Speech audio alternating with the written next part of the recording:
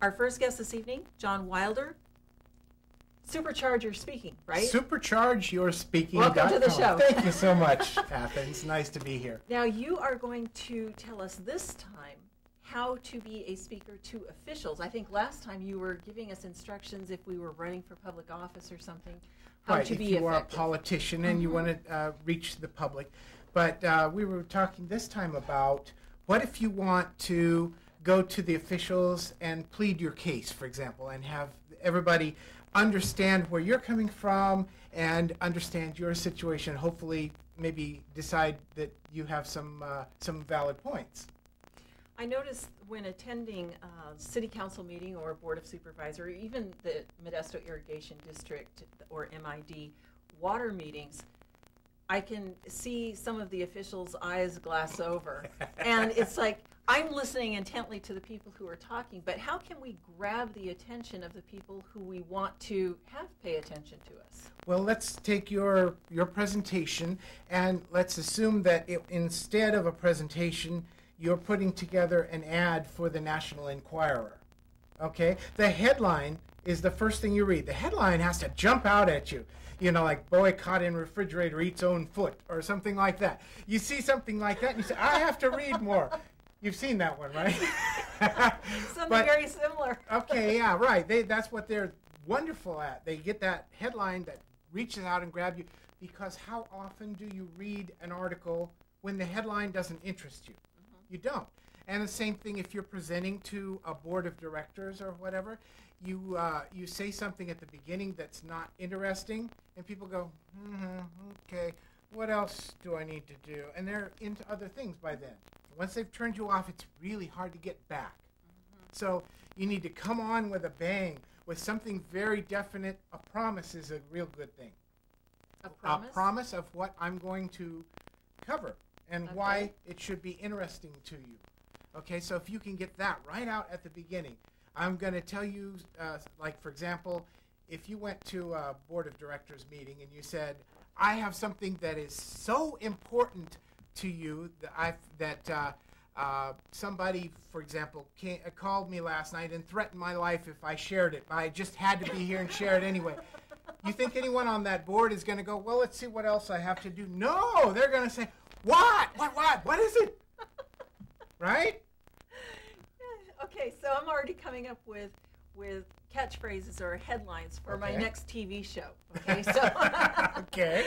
Now I know how to open it up better next week. So sure, you have to grab their attention at the beginning, and then I believe the next thing to do is to deal with the pink elephant in the room. You know, you can't be talking about something if someone has their mind on something else. So if there's something bothering them, you might as well, you could talk all you want, you can have great points, nobody will ever hear them because they're thinking about the pink elephant in the room. And in many cases, if you're talking to a board of directors, the pink elephant is, I've already made my mind up. You don't know what all the reasons that we chose to go this way, like I do. And so you're just arguing for the sake of argument. You have to get rid of that. If you want to convince a whole board of directors that they should go your way, I think that first of all you say, okay, let me understand how you're saying, how you came to the conclusion that you did.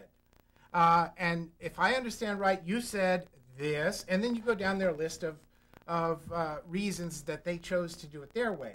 And do I have every one of those? And you don't go on until they say yes. If they say no, we have something other reason that was.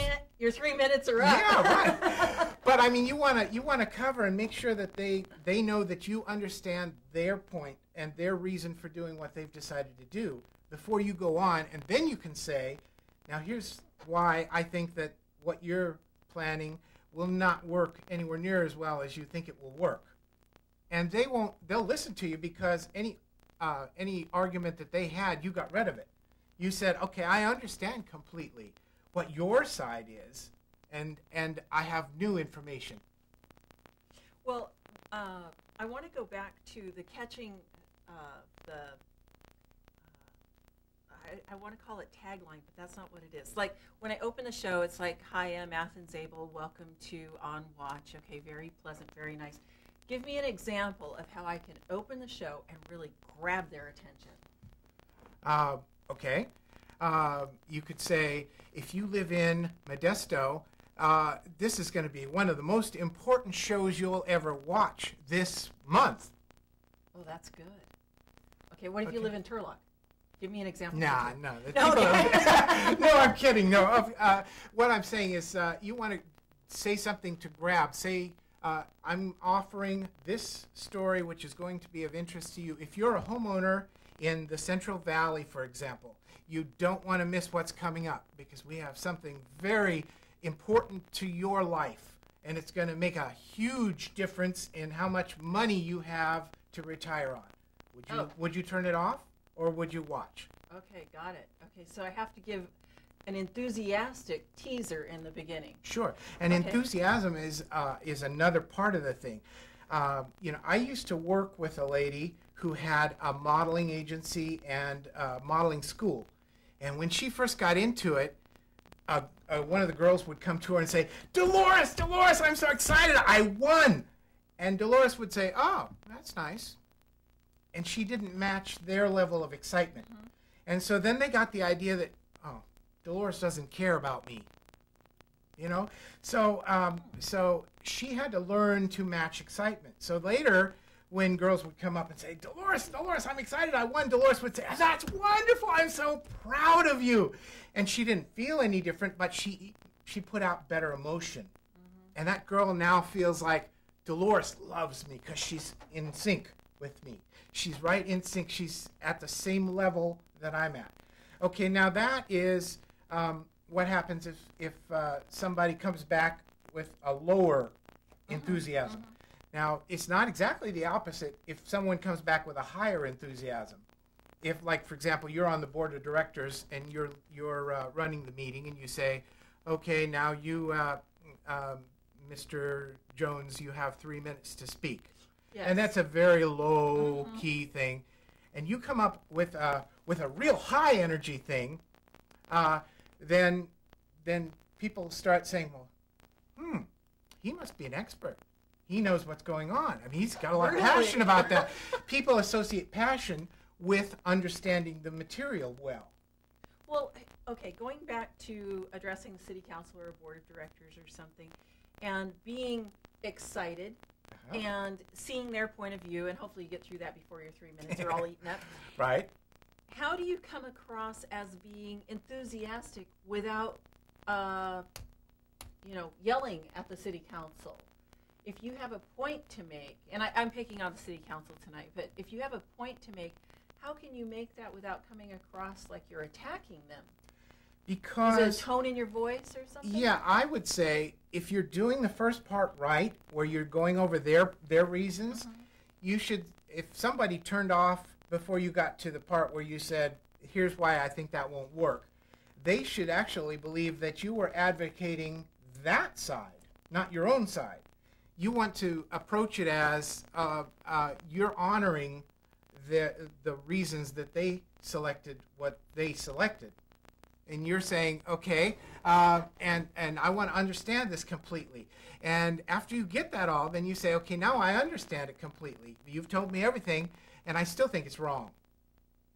Okay, so the beginning of the show, it's like, I'm Athens Abell, and tonight what we are going to be talking about is extremely important to you, because if you have an issue that you need to bring before the city or the county, this man is going to teach you how to do it. How's that? That's wonderful. Okay. That's wonderful. Anybody who is interested in bringing up something in front of a group is going to say, I've got to listen to this. And if they're not interested in that, that's all right too. You can't grab everybody for every subject. Mm-hmm. So you're looking for those that are saying, that speaks to me. That what he's talking about there today, that's something I need to know. I need to add that to my arsenal, and if I don't watch this, I may not get another chance. Now, we were talking about enthusiasm, tone of voice. Do expressions or hand gestures make a difference? Because I've noticed when interviewing candidates, some of them sit like this, some of them sit like this, some talk like this, some, you know, with the open hand, some like this. So what does all that convey to, we'll say, the city council when we're trying to speak to them? Do our hand gestures really make a difference? Of course, everything you do makes a difference. And if you're sitting like this, for example, it looks like I'm shutting you out. I'm not really interested in what you're saying. So this is a very bad position. You want to be more open, maybe forward toward the board, or if you're talking one-on-one to a person, you want to be like leaning toward them. If I'm leaning back like this, then I'm actually a little bit more comfortable with that than up close. So Sure. do most people feel more comfortable with up close, leaning in? No, in Europe they do. In I Europe, know, and like I touch people here, and they're like, "Why are you touching What are you doing? You don't know Right, right. Well, you're don't know in, me you're that in my well. personal space. But I noticed that people from Europe are very touchy, and they hug and they embrace, and they're very close talkers. and they have a shorter distance of they comfort. don't have 3 feet. It's more 3 like feet. 8 They or have 10 about inches. maybe a foot and a half over there. I'd be talking to you like this, and if I do that to an American, they're going backing up, and you're going, I'm not listening to anything you say until I have my space back. Right. I've noticed that. Yeah, so you It's don't like, you want to lean forward. Now we're sitting kind of close together, so we're in the shot, you know. But normally I'd be farther back, and I could do like this, Oh, and I I'd see. still be in far out of your comfort zone. You want to stay out of people's comfort zone. Now, when you're standing before the city council, there's plenty of feet. I mean, there's like 20 feet between us and the city council. How do you stand there at the podium and lean into or engage the city council? Can you use those tools there? Can you lean in and talk to them like that? Yeah, and in fact, you want to use more vocal range. Most people use 2 notes. Now we are going to talk about blah blah blah da da da da. Got upper note and the lower note, and upper note and lower note, and that gets very boring. You have a large range that you can speak in, so you want to utilize all that. And sometimes you want to talk quietly, and sometimes you want to emphasize something, but you never want to look like you're condescending. You don't want to make anyone feel like I know what I'm doing and you don't, because like if you put your hand up like this and I push, I don't have to say anything. You'll push back, But if you put your hand up like this and I say, "Come here, let me show you something," and I pull you, you'll go with no problem. It's just you push back anytime somebody pushes at you, and if somebody is giving you negative critique, you push back. I'm not interested in what you have to say. You're talking bad about me. And maybe what you said did have some merit, but I don't care anymore, because now I'm mad at you because you insulted me, right? So you always want to make sure that you are showing compassion for the other person, even if you disagree with them.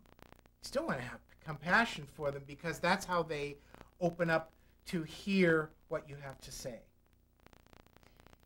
So we have a situation where we're disagreeing with a vote that's coming before the city council. Okay. How do we approach that situation?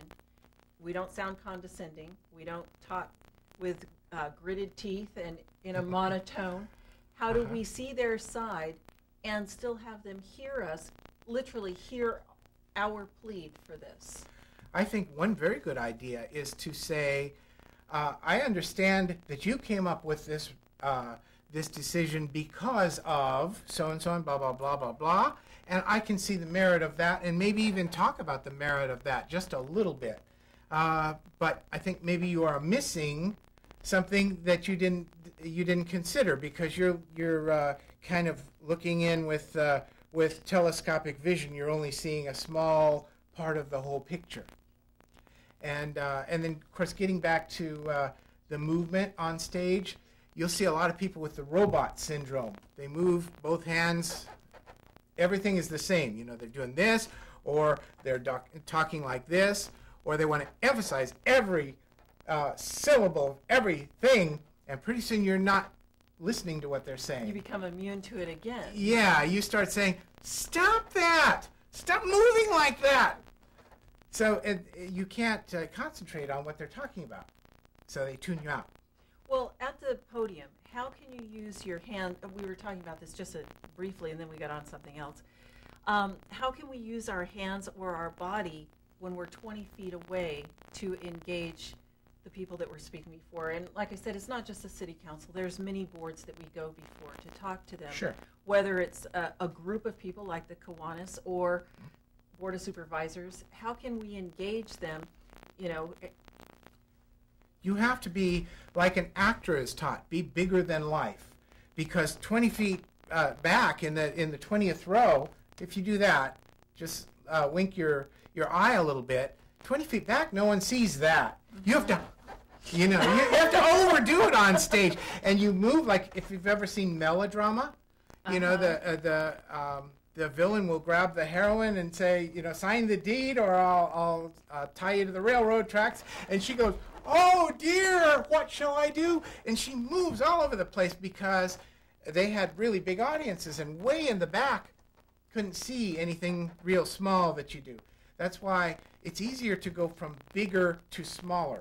People who have expert experience working on a stage, and they're working on television, and they say, okay, don't do it so big because you get out of the frame. Do it little tiny. They can learn to do that pretty quickly. But it's hard to learn if you're used to working real small and don't get out of the frame, all of a sudden be real big. That's hard. So you need to practice being bigger from the podium. Being bigger. You're not you when you're talking to the group. You are kind of a caricature of you, a bigger than life version of you. So you're really playing a part. The part is very much like you, but it's not like the small part of you. It's only like the big part of you. So all gestures are big, and when you talk to somebody, you really have to talk loud. A lot of people who are not used to public speaking have this idea that I don't want to talk too loud because it'll sound like I'm yelling. And so they're like this. And you go, what? What? You can't get your point across if you can't be heard, right?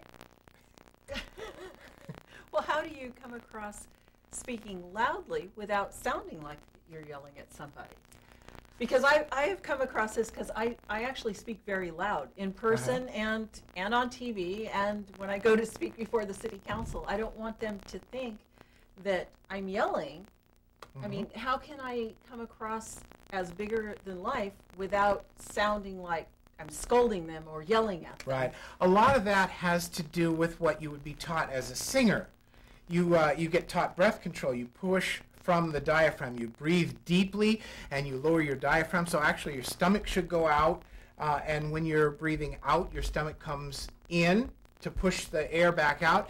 If you're breathing shallow, you're using these muscles right up here, and you get a kind of a constricted sound like that, and you tend to speak softer. Another thing that you get taught is you want to get the most possible sound from the least possible airflow. Okay? So I could be talking like this, and I use up most of my air, and I only got like one sentence up. Or I can talk like this, and it's a lot louder, and it's a lot bigger, but I can keep talking and talking because I'm not using a lot of air. You see what I mean? You close your vocal cords more. And so you get more sound without using as much of your air up. I'm sorry. I'm overdoing it, of course, because I'm showing you an example. You wouldn't necessarily go up to the Board of Supervisors and say, "I'd like to talk." Well, that's what I'm asking about. Where's the happy medium? Because you want to be heard and get your point across, but you don't want to sound like you're yelling at You don't want to sound like you're yelling, so practice makes permanent. You work out how loud is too loud. You could talk to your friend across the room, and if your friend says you're yelling at them, then you probably got to lower it. But most people that have never spoken in public judge under. They say, "Oh, I'm too loud," and actually they're really pretty quiet. They're not quite loud enough. Also, you want to really enunciate everything you say. You want to finish the ends of words. Mm-hmm. You'll get people sometimes will drop the ends of words. Mm-hmm. They'll be talking and they'll say, "I'm going down." I know. Down what? Downtown. Say downtown instead of downtown. Right. Well, I see that we have somebody in the booth, and I think that they're going to come on the air here. They're going to be our studio audience volunteer. Sounds good. So I think go ahead and scoot over just a little bit, and we'll have her come in here. And I don't know if come on in, Jennifer. I don't know if you've been listening into the show. Okay. Hi, Athens. How are you? How are you? It's so nice to meet you. My name's Jennifer. How are you? I'm wonderful. Okay, is that over now? No, actually, it wasn't. It's very good. I'm working on the lessons. You said put it into practice. Sounds good. Jennifer has a, by the way, Jennifer, John, Jennifer. Nice to meet you. Jennifer has an issue that she's going to be bringing up before either the Modesto Irrigation District Board of Directors or the Modesto City Council. I'm not sure which. Perhaps both. Perhaps both. And she is the studio audience volunteer. So we've been talking about it. She's going to put it into practice. So she's already kind of jumped the gun a little bit. So go ahead and coach her, and let's see how. Okay. And we're going to be watching the video to see if you're putting into practice what John's teaching you today. Whatever you say. Yes. Can you hear me fine? Am I enunciating? I think you're doing splendidly, darling. Thank you. We were talking about melodrama earlier. Yes. Did I tell you about my theatrical background? It's very warm in here. It is very warm. Can we have the air conditioning, please? So, you think it's hot here? Wait till I talk to MID. So, Jennifer, tell me, I'm assuming that no matter which of the two groups you're going to talk to, you've got like a 3-minute or whatever. You can't go on talking forever, right? Yeah, Is it 3 minutes? Athens knows I'm capable of speaking forever. I have been doing pretty well so far as keeping to the point and making my notice of the time before I run out. Okay, so the shorter amount of time you have to get your point across, the more you have to work on what you're going to say. Yes, of course. Like Mark Twain said, if you want me to speak for 4 hours, then I'll be ready in 10 minutes. If you want me to speak for 4 minutes, I'll be ready in a week. Yeah. Because you have to figure out what can I cut out and still have the meat in there. Yes. Right? Okay, so we were talking about earlier how you want to have a great intro, a promise if you can. A promise. I'm going to tell you something that you really need to know. Would you like me to start? Sure. Go. How would you like to know how we can thwart the efforts of wasting $1.265 billion a year in gross revenue to this county region? Okay. If you'd like to know more of how you can become a part of the coalition against the insanity going on with MID, they call it Stop MID Insanity. We are organizing a few people together to help inform the public that is just now coming on board with this. It seems vital that we are all paying attention to what these issues are, and I'll let you make up your own decision, but I'm picking favorites pretty quickly on this one. Okay. Sounds good. It's a good opening. You got a question to ask them. How can you make that question more dramatic? How can you reach into their heart? Instead of, like, for example, instead of saying more of a generic thing where you're saying this is going to happen and it will hurt us, is there some particular example that you might be able to come up with where you could say you might end up with, whatever, no water at this or whatever, something that somebody will say, oh, that's me. That might happen to me. Well, it might help if I introduce something about myself. Okay. I am a single parent. I have 2 children. One is going to turn 10 this July, and one is 13 going on 30. I am looking at 10 years down the road, having to afford college, one of them exiting and one of them entering. So as a single parent, I have deep concerns. But I have deeper concerns about some policies being initiated and some contracts that are being discussed that far outweigh the 10-year concern. What I'm understanding with the MID issue of whether we sell water to the San Francisco PUC or not, the contract has a short term of 2,240 acre feet per year in an agreement that seems reasonable. However, if this is the contract they negotiated and if this is the contract they approve, it ties them in to be continuing that for another it's a total of 50 years. Okay. Where the only way MID can get out of the contract is if San Francisco does not pay as provided, or if there's an act of God, and for some reason they have not classified drought as a potential act of God that might have some effect on the water issue. My youngest daughter will be 60 by the time these terms run out. I am concerned. Sounds good. I would say you want to, we were talking earlier about if you can first go quickly over what their reasons are for having done it. Almost as if you're, okay, I'm advocating for you. You decided to do this, and here are your reasons if I understand right. Is that correct? They're going to agree. You want to get them saying yes. If one of the first things you learn in sales is that if you want to get up and sell something, they say yes. you don't want to get up there and ask a bunch of questions where they're going to say no or even think it, because you get them in no mode. And okay, now I want to tell you what I want to talk about. No, because they're in no mode. You want to get them in yes mode. So if I understand right, what you guys decided is to do this, and it's because of this and this and this. Is that right? Are those all the reasons? Okay. Yeah, I understand where you're coming from, and I understand the benefit that you're hoping to get from that. Maybe I can add a couple of new points that you might not have considered that might have you think a little bit more about the other side. I see where you're going. Okay. I've actually tried to ask these questions. My concern is the transparency isn't there. Transparency So far. as in?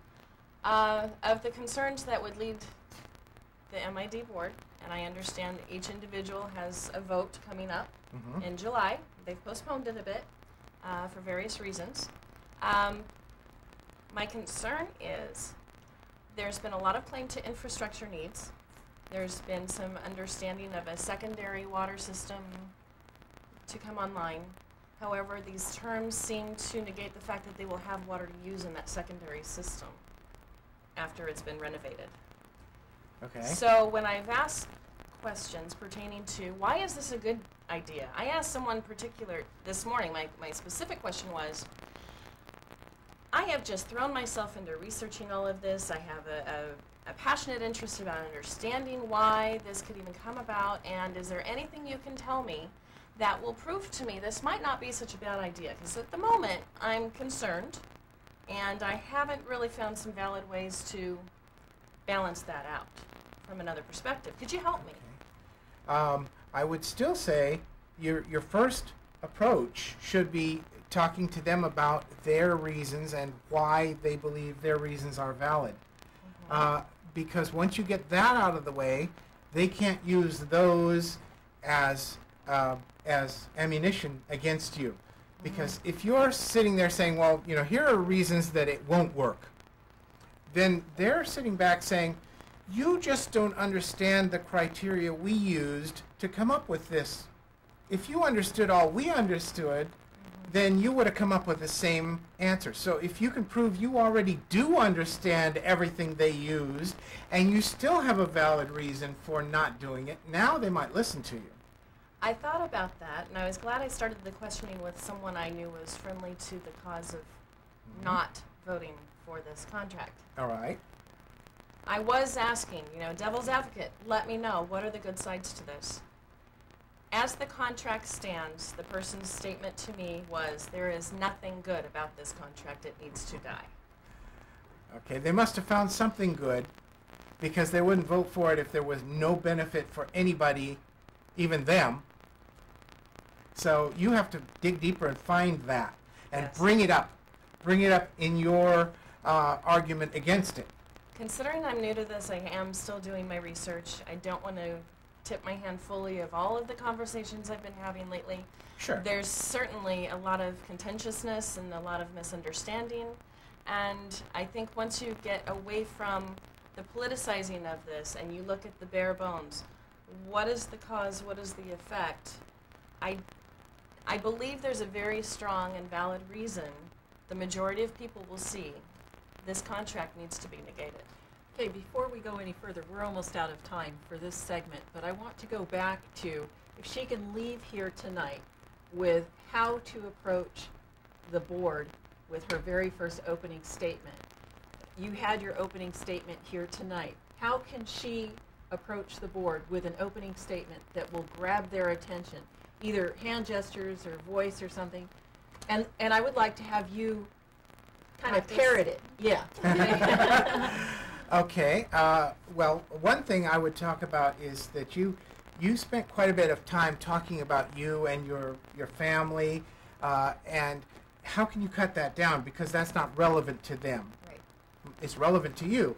But if you could just say, my oldest daughter will be 60 by the time this is. My youngest daughter will be 60 by the time this. That's really all you need to say of all of that. Yes. And in everything you do, can you make it fewer words? Can you put it into sound bites and complete sound bites, so that, for example, if you had an ideal script, somebody could go through that script that's trying to do a news feature about you and could take one of those sound bites and use it word for word. Right now, you can't, because you've got a 3-minute sound bite instead of a bunch of I'll little. get back to you in 4 years, yeah. So you want to open with supposedly a promise that you're going to give them some new information that they weren't aware of.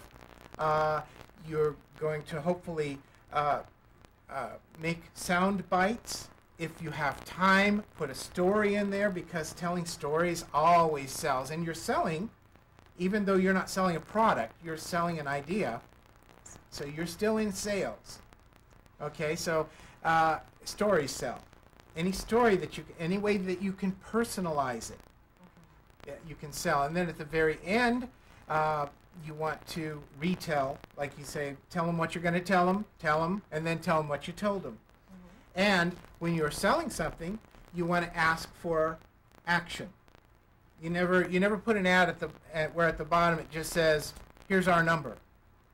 The ad always says, call for more information, or call to buy, or fill this out and send it in, or whatever.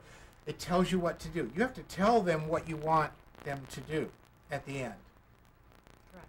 Okay, so intro that gets their attention, sound bite or two, probably only one within your 3-minute limit.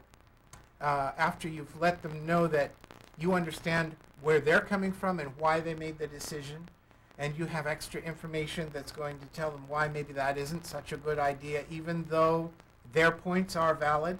You want to honor them. Their points are valid. They've spent time deciding to do it, right? So they have valid points too. But so you never want to go in there and say, well, you're just stupid. You don't know anything. No, I understand when somebody makes the claim, they want some more political leverage with someone higher up in office. Mm-hmm.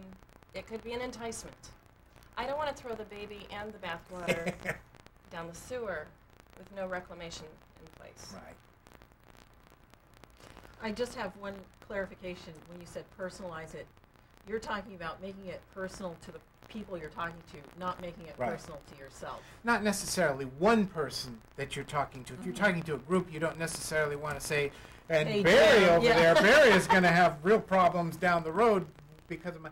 But you talk to each one of them as I mean, you talk to the group as if you were talking to one of them. Right. Each one of them should feel like. But instead of telling She's your talking to me. story and how it's going to affect you personally, you make it personal to the people that Right. you're If it talking affects to. them, they're Right. less likely to vote for Oh, it. I'm very concerned about the ones that are facing losing their jobs or getting pushed into this decision against their will for other reasons. And so when I find that some of these things might be factual, because I'm still researching, Uh-huh. I want them to know. I'm compassionate for the fact it's not easy to sit up there on that board, especially with all of our eyes watching. Right. So also be compassionate about why they decided to go the way that they're currently deciding to go. And honor that. Even though you disagree, and you can come up with reasons that maybe they haven't thought it through well. I may Okay. not be able to allow a discount for the massage that I would give to Norma. I hate to cut you off, but we need to Thank get to you. the next segment. So, Jennifer, Yes. very enthusiastically tell the viewers where we can find you and the cause that you are working for. Let's see if you can put into practice right here. Put all I think that we're over together. here. There you go. In 30 seconds. 30 seconds. Yeah, not 3 minutes. It's been such a pleasure to be here on Athens Abell's On Watch. I am Jennifer Machado. I am currently introducing people to the reasons for the cause behind stopping the MID insanity on the sale of water to San Francisco. If you'd like to contact me, you can reach me online at queenofarts@yahoo.com. That's KWEENUVARTS, phonetically spelled, at Yahoo. Or you can reach me on Facebook under Jennifer K. Johnson. I'd be glad to entertain your questions. I'll be entertaining quite a few people in my home to discuss this further. Please do get in touch with me with your ideas, your concerns, and we would like to direct the correct amount of information to help us sort this all out together. Thank you, Jennifer. And John Wilder, Supercharger Speaking. And where can we find you on the internet? Superchargerspeaking.com, of course, or you can go to johnwilder.com, and you get the bonus that you can also find some information about my music career. So. Oh, I forgot to ask you to bring your banjo this time. Well, there's a reason for me to come back. Next right? time. You're Yes. stringing it along. Oh, very good. I'll make a note of that. Thank you very much, and we'll see you soon. Do you have to take off, or can you wait till after the show? I would love to see how the show develops. for me. Okay, Yes. yeah, hang out in the studio, and we'll discuss our next meeting. Thank you so And much. John, thank you. You're very Okay, welcome. Jennifer? Thank you for having me. Thanks Okay, we'll talk to you after the show. Okay.